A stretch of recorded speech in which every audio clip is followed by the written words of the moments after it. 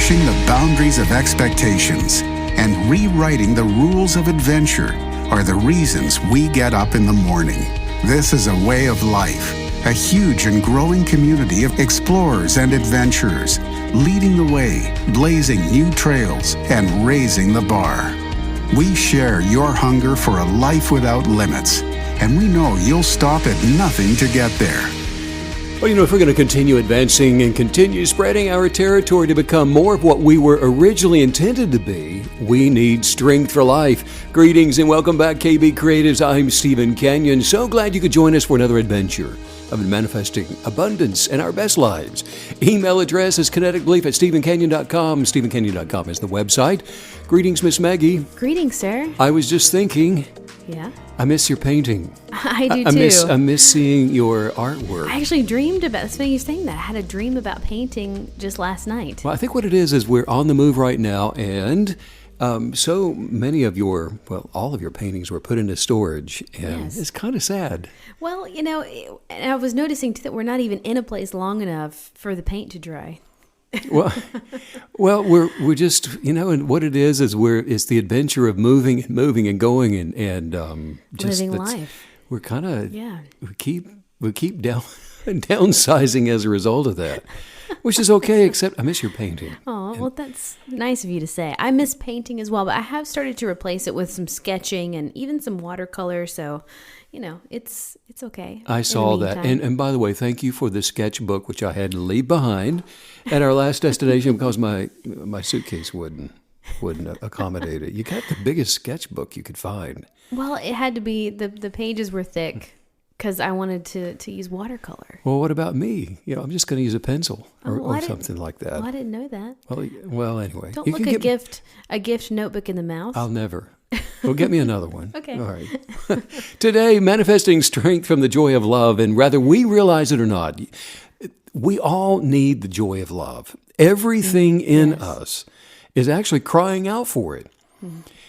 We may have tried to satisfy the egoist need for joy with things, and most people do. Actually, it's things like money, or positions of authority, or the big house, or the expensive car, drugs, alcohol, overeating, whatever it takes to fulfill that need for joy. And anything in excess isn't just an attempt to satisfy the craving for the joy of love.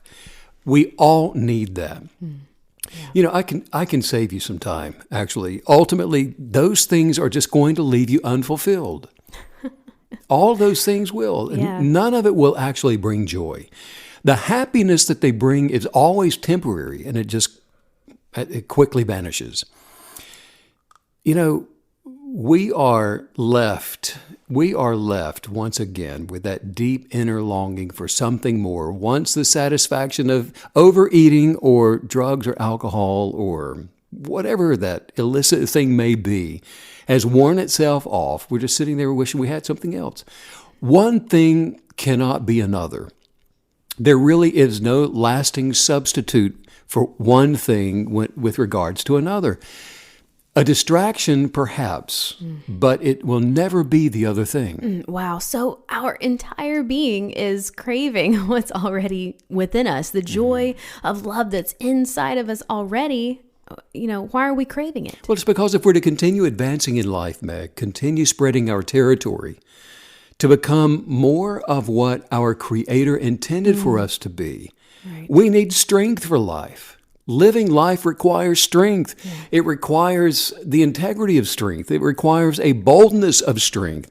And the physical substance of strength, by the way, it's located within the substance of joy that is found in love, the essence of love. Yes. We have one word for source, positive energy, and that is the word love. There it is. We recognize it as love.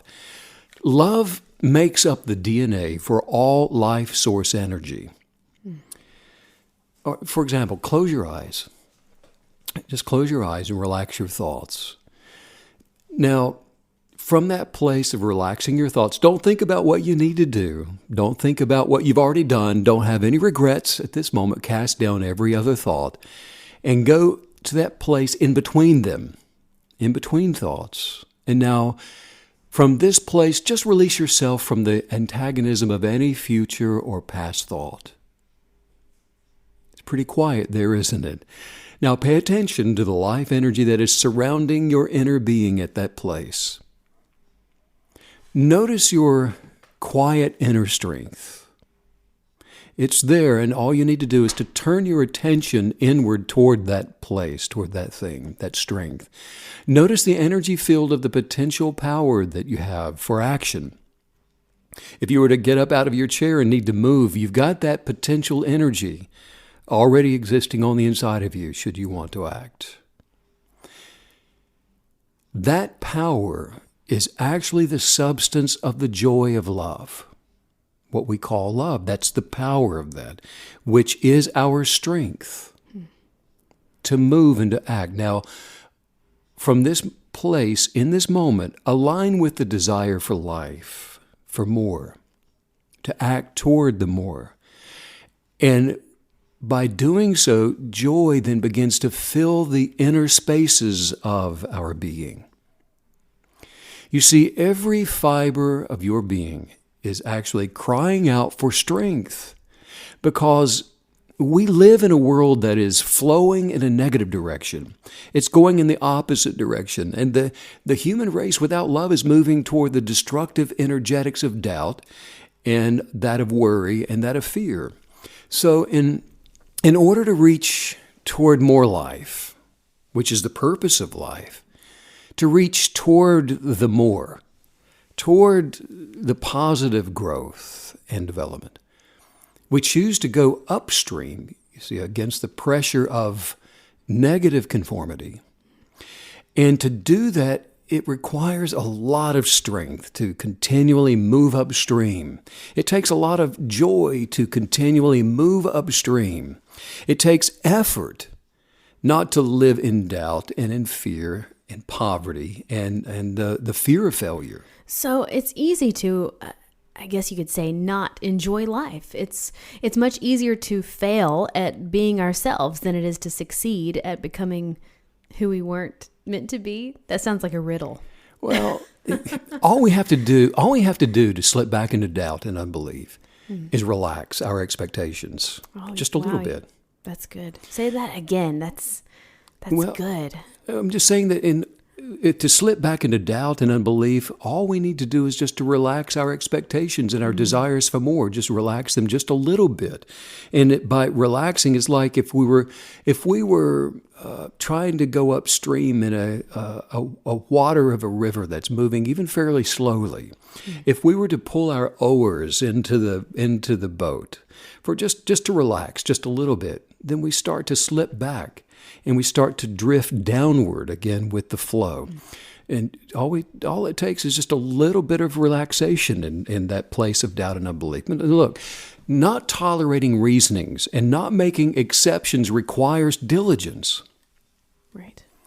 That we pay attention, that we remain diligent, because moving away from our genius of purpose can happen in so many subtle ways. For example, procrastination, putting off what you know you should be doing. Who does that? No. I would never. No. Well, but procrastination, by That's simply a huge one. Yeah. by simply putting off what we expect for ourselves until some other time, that is one way of not receiving and not attracting more of ourselves during the interim that we procrastinate. Right. We relax just a little bit. Yeah. The negative tide of this world will move in to sweep anyone downstream if we're not diligent to recognize those tides when they show up. For example, poverty will come easily. The tide of poverty will move in and begin to sweep you toward the energetics of poverty. All anyone has to do to be impoverished, mentally, physically, or financially, is just go to bed. Mm-hmm. Yeah. Go to bed. Just stop. There's even a proverb, Meg, which says, a little sleep, a little slumber, a little folding of the hands to lie down and sleep. So will your poverty come like a robber. Isn't that interesting? Because in other words, your poverty is just as personal to you because it comes from within, in the same way that living an abundant life is personal to you because it too comes from within. Wow. It's very personal to you. Prosperity and abundance requires diligence. We cannot attract prosperity and abundance by sleeping our life away. No, to resist attracting poverty, for example, and fear and doubt and disease, to become you, it requires the strength of joy, and that's what we're talking about today. It requires a lot of it, in fact. I mean, that's why our entire being continually longs for joy. The substance of life, the strength for living is found in joy. So there's that longing, that innate longing that's deep within each one of us, that's natural to all of us. It's not something we have to go out and acquire. It's already within us. But it is the insatiable appetite for more of life that requires the strength that's already within us, that continually longs for that substance of joy. And if it's missing, here's the deal. Reasonings will come in and begin to take over to try and find replacements for it. Reasonings, or I guess you could say rationalizations, are really just excuses for failure, aren't they? I mean, when you say reasonings, look for replacements. That's just another way of saying, well, that didn't work out for me. I guess it wasn't meant. I guess I wasn't meant to have it. Just because you've reasoned yourself out of the expectation of having that thing. Well, and I love how you're comparing this experience that we're all having to a free-flowing river. And if we cease in that vigilance of expectation, that we will be swept away in that moment. It's instant. I think a lot of times it feels like it's a fade, but it is not. It's sort of all or nothing. There is a due diligence of vigilance that's required for the KB creative to continually live their best lives. Each day that we're remaining diligent, we're actually forming through conformity to our highest expectations, our highest viewpoints for thought forms to develop and to create our best tomorrow. And the good news is that we're, like you always teach us, we're strengthening ourselves in that process. We're not like little new babies every single day. But every day that you do this, it's better, you're stronger, you're faster, more effective. We're moving ahead. When we were talking about this earlier today, and we were looking back just over the last 12 months and comparing some of our notes from our journals from a year ago, and oh my goodness, the obvious growth and development that's happened in the last 12 months compared to the 12 months prior to that, the 12 months prior to that, it becomes very clear and obvious when we go back and reflect on those notes and where we were and those steps we were taking a year ago compared to the steps that we're taking now. And that will also be true for a year from now. That is so true. And I have to say, anytime I review my journal or even emails, anything from a year ago, I always have to pause and give myself that space and think, well, I needed to grow, because otherwise I have to say my tendency is to look at that and go, Megan, you were dumb. What are you doing? What were you writing about? What is wrong with you? Now, there is an exception to this rule, and I'm going to tell myself right now. Okay. Speaking of emails, just the other day, I was looking at some of the email poetry that I wrote to you about 14 years ago. That's a big exception. And I got to say that I still say a lot of those same things. Well, and I have to say, we were writing some love letters in those early days, and it was just so impactful. Isn't it fun to go back and review that? I don't know, most people do that, but when you go back and look at some of those early love letters, I recommend it actually, because it just pulls that ooey gooey stuff back out of your heart. How nice, how amazing to have a reference like that from early in the relationship. It's not just a random raw memory. It's these very real, it takes you back in time, and you're right. That's a huge exception to what I just said. You know what I think I'll start sending you some of the poems you wrote me. Oh my goodness. Okay. That wouldn't be nice, would it? I was just like, look, man, look how you used to talk to me. Remember the roses are red? I'm going to start memorizing them. That just sounds ridiculous. But look, seriously, anyone who has decided to practice life as a KB creative is successful to experience their chosen life. And we do this by staying alert, by casting down every imagination of failing to receive whatever it is we choose to desire. The only time when things don't, quote, work out for a KB creative, or really for anybody, it's when we have put some kind of condition on manifesting that new thing into our lives. And, often it's something as simple as a time frame. A couple of weeks comes and goes, and somebody's, well, that just didn't work out. That's the number one condition, isn't it? It is. Or perhaps somebody's they're thinking, well, they just couldn't wait any longer. And they're saying, I just don't have the strength to keep on trying. Right. I can't keep on going. I'm sick and tired of being tired and sick, and so I give up. I cave in and I quit. By not remaining diligent to be alert, the egocentric conscious will tell us that the strength to cope, or perhaps the strength to endure, well, maybe it's in drugs, or it'll tell you that it will communicate that the joy of strength is in alcohol, or it can be found in food, or it's in sex. Now, sex is a good thing, but it's not the source of joy for us to be able to live off of. When people get sex out of its proper perspective, for example, it'll actually begin to attract destructive circumstances in their life rather than the strength of joy. The strength that all of us really need can only come from one source, and that is the joy of the substance of love. It is in that quiet place of acceptance for things just as they are that we come in contact with that substance of love. Acceptance. Write that down. It's an acceptance. It's found in the center of ourselves. It's the approving source of positive energy without condemnation. Joy is the essence of the strength that we need to be able to go upstream in a downstream world. So that joy that you're speaking about, where does it actually come from? How do we release the strength of joy to be able to manifest into our lives freely? Well, it comes from the original bias. It comes from the original substance of belief for creating all things.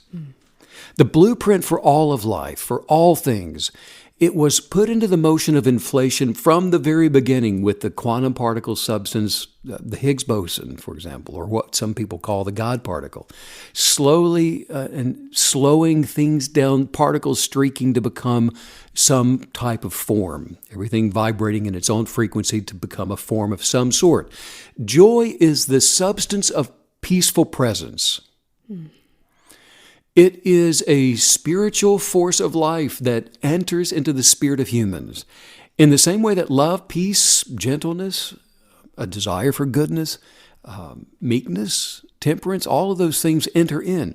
These are things, all of these things are really not something that we have to somehow get. We got to go and get goodness. We have to go and get peace and joy and happiness. If I could just have some happiness, someone says, look, it's already in the quiet presence of unconditional love where the power of kinetic belief is accessible, where all of these attributes already exist.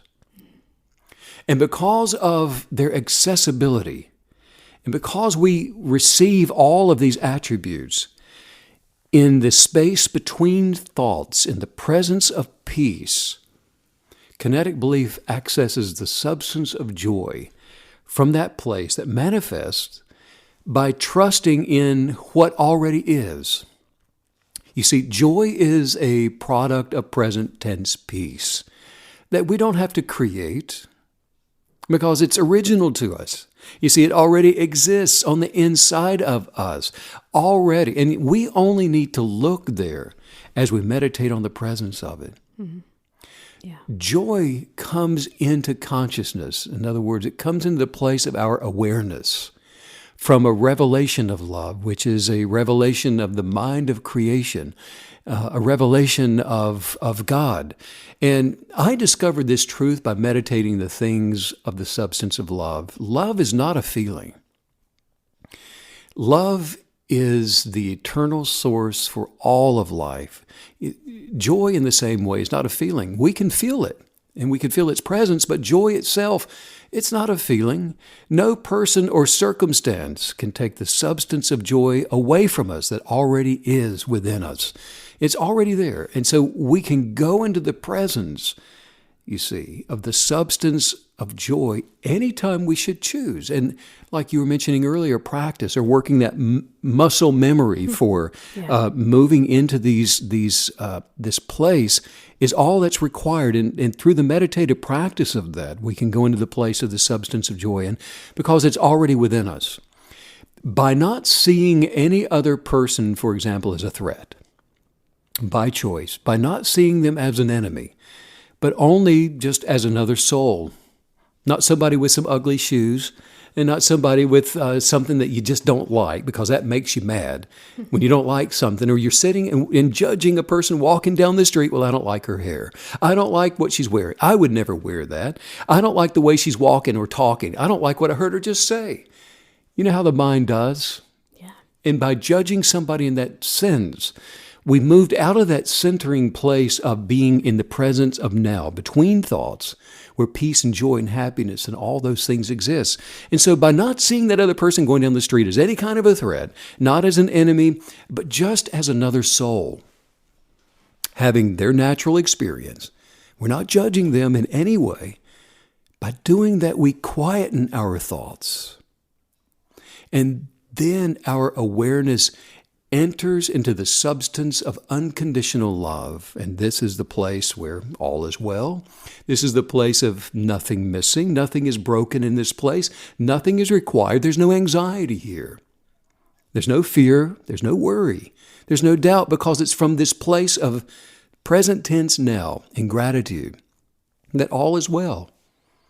And the world as it is just moving around, passing us by, not affecting us. And in the present tense of this now, we form a desire and we see it done with gratitude, and we envelop our creative imagination around that thing. With gratitude, you see, we already have it. And the joy that you feel, that is the evidence of what you're attracting to manifest into your life. So it's by aligning ourselves with the original desire for our best life to be revealed, that the joy of love then centers us with the strength for whatever action it is that we would choose. Well, and I really love that example that you just gave about that those inner judgments of people, what's she wearing? What is their hair like? Because that seems like a very small, tiny piece, but we all have that running narrative in our minds at all times. And so sort of highlighting that and making us aware that it's not a small thing. And those thoughts do matter. And those passing judgments, as flippant as they may seem, they can absolutely derail all of this effort and all of this work that you're putting into this process toward manifesting joy. I just think that's a fantastic thing to, again, I feel like you've shown sort of a spotlight on something that, these things seem small, but that's why they're so dangerous, because it's very deceiving. They're not small at all. We have to arrest intentionally those that running inner dialogue, and it's done on purpose, because most people don't realize it, but you have, on average, we all do, unchecked about 4,000 words of dialogue that's running and racing through the mind at all times unless we cast it down. Right. 4,000 words of dialogue, and it's judgments, it's chatter, it's noise, it's confusion, it's twisting realities, and then those things will become you, and the noise of all of that moves us out of the present tense place and position of joy. So as we're working through this process that you're teaching us about today, how can we know what our best life should even look like? A lot of people believe that it's something like, the McMansion, the huge house, or a couple of shiny new cars in the giant 6-car garage. And as a result, those things, it seems, they actually take on the mental projection of their own purpose. That's well stated. By centering yourself in the presence of now, between thoughts, by meditating on unconditional love from this place of now, all things pertaining to the wisdom of life, the genius of purpose, invention, forward thinking, all things new are revealed. Purpose is revealed. The non-judgmental acceptance of what is in all things, knowing that all things are exactly as they should be, without our intentional meddling to change things. but they are exactly as they should be while they are advancing toward perfected completion without our help, without our nudging, without our judgments. That positioning and posturing of the cognitive thoughts of the mind aligns us with the creative power of unconditional love. I was having a conversation with a quantum physicist recently, and we were discussing the creative power of inflation that began just prior to the Big Bang. This is breakfast conversation we were having, and after a couple hours of conversation, he said that he had no belief in unconditional love for himself. Now, in other words, he was saying that he said he couldn't imagine himself being able to accept himself as he is. If we don't accept ourselves, we do not accept others. Absolutely. Everything centers and begins within. Right. So we don't accept and if we don't accept ourselves, we're not accepting creation as it is. Mm-hmm. We become a direct conflict to life around us, a conflict to our own life. Yeah. The law of attraction changes circumstances to become what we accept, and we accept what we believe. The creative power of unconditional love accepts what is unconditionally by unbecoming worry and doubt and fear. Where there is no worry or doubt or fear, the creative power of kinetic belief, it manifests abundance and prosperity and joy, happiness, peace, health, and love. So not only is it possible for our joy to always be full, it's evidence that things that we're believing for will absolutely be revealed to us. Some are better at practicing kinetic belief than others. Some people will refer to those who are really good at this as those 1%ers. Well, either way, if you will just stay with this, make it a practice of meditation, work in your journal and construct the blueprint for your expectations for life, and stay with it. There is no condition of the body. There is no mental condition. There is no spiritual condition. There is no social situation, no political problem at all that will ever be able to keep you down. People every day are searching for this kind of life and this kind of strength. And this is fundamentally the most sought after thing in the life of any human being, creative human experiencing life in the natural, is where is my strength for all of this? And most are seeking happiness and joy and the wisdom for life everywhere except for where it can really be found. And that is in the presence of the creative power of unconditional love. Do you think that that's because we are preconditioned to look for quick fixes? And I think a lot of times, if we want a cheeseburger, we go through the drive-thru, and if we want joy, we grab the closest, fastest, quickest thing we can possibly find. And to look within, it seems like it's a little more of a process. If you keep light from a plant, it will twist and turn trying to find it. And then once it perceives the presence of it, it will grow and move toward light. And the human conscious awareness of a human being having this natural experience, in the same sense, will do the same thing. We twist and turn to do whatever we can to find the substance of joy, because it is, in essence, a requirement for life. Yeah. And if it's missing because we're not centered in the presence of unconditional love, then we will look to drugs and alcohol and anything, food, overeating, anything that we believe that will satisfy that need for joy. And it's a temporary fix, and it always leads to less rather than more. And I just find that tendency so fascinating, because it makes me think about, you see all these diet commercials, for example, and it gives you the impression that, someone will do anything to lose weight. They will take any pill, no matter what it does to their body. They will do anything except stop eating. Right. But, it just makes me think about the joy factor that you're talking about. There's a very organic, real way to achieve this, and it's the only way. And the quicker we get to that place of understanding and acceptance, the better. The appetite for joy is insatiable, because that's where we get our strength for life from. Strength comes from joy. Mm-hmm. Strength for living, strength for abundance, strength for increase, strength for manifestation of anything that is going to expand our territory. It comes from the presence of joy.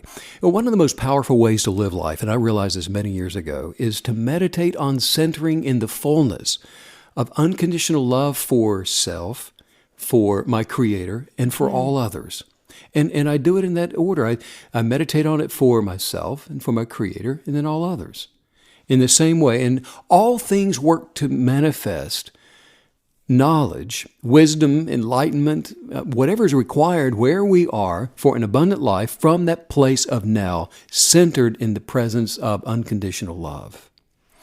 And so that's why we will do whatever we think we need to do in order to feed that insatiable appetite for joy. It's because it is the direct result of the strength that's required for living an abundant life. It's like our perspective for life changes and we begin to see things differently. And when we're centering in the fullness of unconditional love, like you say, for ourselves and for all others.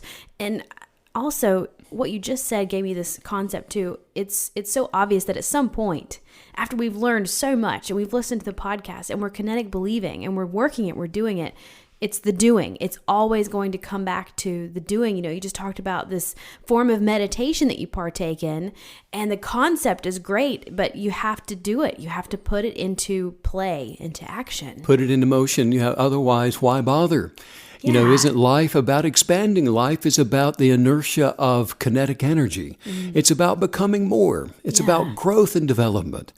Yeah, I just finished a conference a number of years ago, and I was driving home when I stopped to get some gas at a little gas station, and it was going to be a little late in the evening, and I was up in the mountains of Appalachia, kind of out in the middle of nowhere, and I had been, of course, teaching this, and so I'm just deep into the meditative practice of unconditional love and centered in that. And from that place, that's where the action for all unctions for living and expansion and growth takes place. Yes. And so what is the action? What is the purpose for us developing and growing? Is it just to self-satisfy ourselves?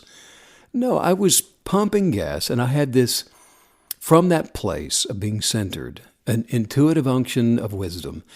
And the wisdom that came to me, and it was very clear in my mind, and the intuition was to wait. And I could hear very clearly within my soul, within my thoughts, to wait and put gas in another car. Put gas in another car. And I'm looking around in that gas station in Mega. There was not another car there. I'm the only one there. And it's just a dim, flickering light above me. And I'm thinking, I'm so tired. And I'm ready to go home. And I'm finished. I thought, I'm through for the day. I just pour it out. I want to go home. Very clearly, wait for the other car and put gas in it. Wow. So I stood there. And I looked up the road and looked down the road, and sure enough, a few minutes later, here comes this older vehicle, and I don't know what kind it was now, but it was, I could see the lights of the car coming down the hill, and the car pulled into the gas station, and it rolled right up to the pump on the other side of where I was standing. And it was, the unction to do something was so strong that I didn't even notice the driver. I didn't speak to whoever got out of the driver's side. I had already stepped around the other side of the pump, and I took the nozzle off of the pump, and I opened up without asking. Now, I don't know if that was the correct thing to do, but I didn't ask. I was just being obedient to purpose. Yeah. And I opened up the gas cap, and I took it off, and I put the pump in, and I just started pumping gas into the car. And I realized, I should have probably said something to the driver, because that is presumptuous, wouldn't you say? And a young woman walked around to the back of the car, and she said, "Excuse me, what are you doing?" I said, "I'm filling up your car with gas." And she said, "Well, I just ran out of gas, and I coasted in here. How did you know?" I said, and I didn't know what to say. I just said, "Well, I'm just filling up your car for you." She said, "Well, I don't have any money to pay for it." And she opened up her hand, and there were just a few coins, and she dropped them on the back trunk of her car. She said, "This is all I have. I just got it out from under the floor mat of my car." Wow. Inside the driver's side. And I said, don't worry about it. I'm taking care of it. And I've just had the unction, the intuition to fill your car up with gas. And I said, in fact, I'll tell you this, that the Creator that created me instructed me to do this for you. And I want you to know that unconditional love spoke to me about you and wanted me to take care of you tonight. Wow. And she started to cry. Megan, she just started to cry right there. She said, I have a single son in the car with me and I'm trying to get home. And I didn't know how I was going to get there. And I just lost my job. I don't have any money and I was out of gas. And I said, well, just be grateful, not for me and not to me. Just in gratitude, receive this as a gift and you can pass it along to someone else some other day. And that's the unction. Powerful. That intuitive wisdom will come.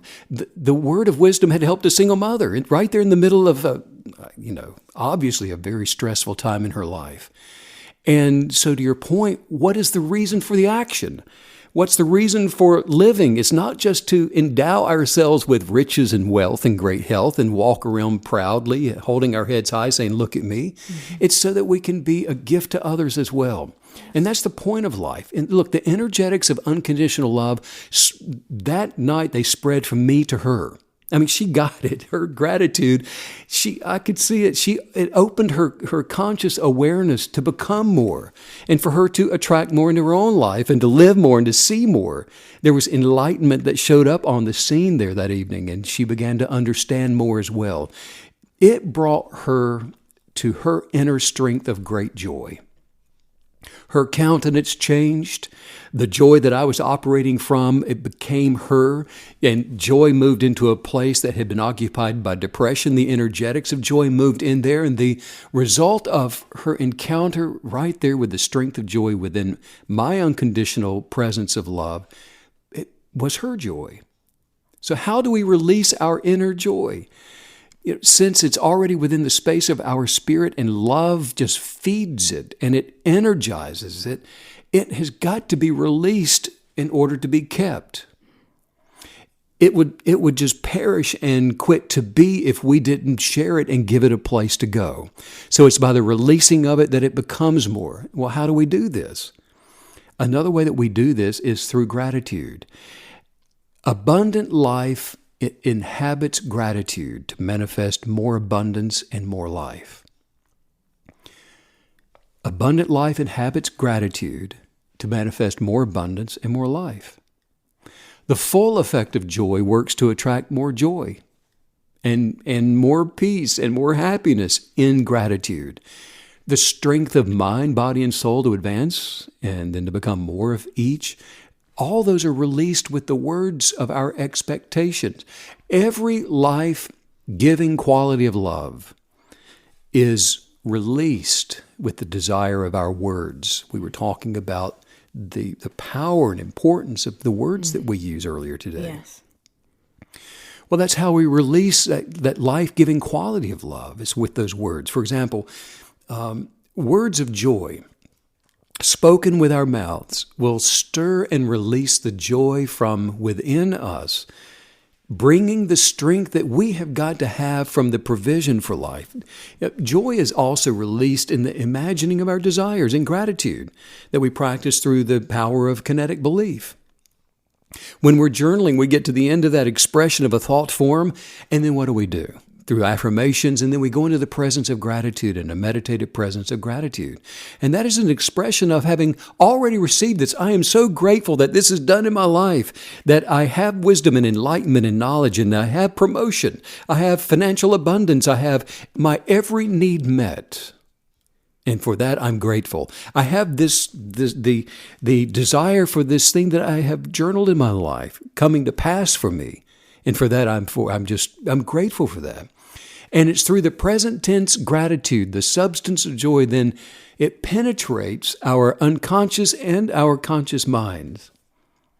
And then from there, the joy of love just begins to be drawn up from within us, from that space, that place within us where it already exists. And as we're aligning with the substance of joy, we just release it in gratitude.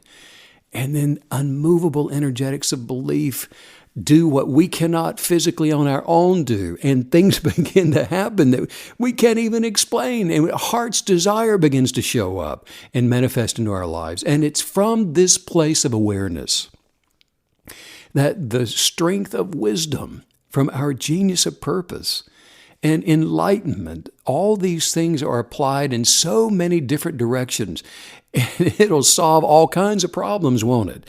I mean, we just recently took a really big trip, and 30 hours of traveling, in fact. And it was like one thing after another that was being done for us in advance of our arriving. Yeah. That manifestation and favor and all these things were taking place. And we just, in a present tense place of gratitude, moved right through 30 hours of travel with our every need being met. It was the most amazing thing. It was amazing. And something that was really cool that I thought during that trip is, you mentioned the gratitude, and when something would, the potential for something to go wrong would come up, and then there would be this sort of a lull, like nothing really happening. And then the moment that we started voicing our thankfulness and our gratitude to each other, to anyone that would listen, it changed immediately. And that was amazing to me, because that would happen 2, 3, 4 times through this entire trip. Something might go wrong. Everything's sort of quiet before the storm, and then the gratitude kicks in. Stay in that centered presence, the joy of love. It's so powerful. The power to rearrange things is so real. Well, it's not only a great benefit, but it is also the life-giving force of tremendous strength. So, and this really is what it means to be a KB creative, isn't it? We get to choose how life will unfold for us. We're in the driver's seat yet again, and the joy of love is that source for strength required for abundant living. Well, the KB Creative benefits from the power of joy for living. In other words, it produces the abundant life, not from how we feel, but from the creative energetics of joy. All of the ingredients for becoming our fullest expression of our uniqueness, it's already within our inner centric self. You see, this is the mightiest force in the universe. It brings strength for living abundantly. Now, not only for ourselves, but for others within our sphere of influence as well. This is the compassionate nature of the essence of life. It's the essence of unconditional love. And all things work together for good when this mighty force is put to work in our lives. While it brings strength, not only for ourselves, but for others as well, just like for that young single mother that night. This is the attraction of leadership. This is the employment of love. So we just gratefully, continually humble ourselves in all gratitude to receive the vision for the blueprint of our genius of purpose that we can put forth to attract and manifest our best lives. Life has the potential to be amazing. I mean, it really does. If your life isn't amazing, then this is how you turn that corner. It happens when we begin to meditate on all of its wonderful subtleties and the nuances and all of the details of the moment of now, in this moment. And if we just pay attention to the now, we find the joy and the ecstasy of being, and we find it within, and it's within the most simplest of things in life as well. Emily Dickinson said, "Find ecstasy in life, and the mere sense of living is joy enough." The mere sense of being in the present moment of now, in between thoughts, is where new life always begins.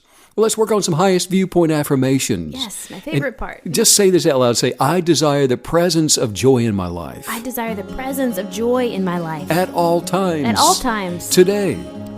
I am energized. I am energized. With the strength of overflowing joy. With the strength of overflowing joy. I desire to be joyful. I desire to be joyful. I awaken each day. I awaken each day. Filled with joy. Filled with joy. It flows into my consciousness. It flows into my consciousness. It goes before me. It goes before me. To receive me. To receive me. Everywhere I go. Everywhere I go. My full life. My full life. Is full of joy. Is full of joy. I share joy with all others. I share joy with all others. Even when not received. Even when not received. With every step I'm taking on my journey. And with every step I'm taking on my journey. To become me. To become me. can. I freely give joy to others, I freely give joy to others, expecting nothing in and return. expecting nothing in return. I joyfully expect nothing from others, I joyfully expect nothing from others, and every good thing from my Creator, and every good thing from my Creator, which makes my life easy, it makes my life easy, fun, fun, and happy, and happy, and abundant, and abundant, healthy, healthy, peaceful, peaceful, and filled with joy. filled with joy. I view the world through the eyes of love, I view the world through the eyes of love, because I'm filled with joy. because I am filled with joy. I know that I radiate joy, I know that I radiate joy, because I have joy, because I have joy, because I am joyful. because I am joyful. Joy is in my mind, Joy is in my mind, in my body and soul. in my body and soul. Joy is flowing into my And life, joy is flowing into my life, which makes me which makes me joyful. joyful. Yes, we are joy filled by this point. Thanks for that awesome podcast. We are activating joy more than ever right now. If you are interested in activating your joy with the guided journal or even the Genius of Purpose workbook, you can grab that at stephencanyon.com. And we are launching all kinds of exciting new products this month, so keep checking back on the website. Sending out much joy and love to all the KB creatives all around the world. Yes, to all of them. And thank you, Steve, as usual, for all the wisdom. Bye.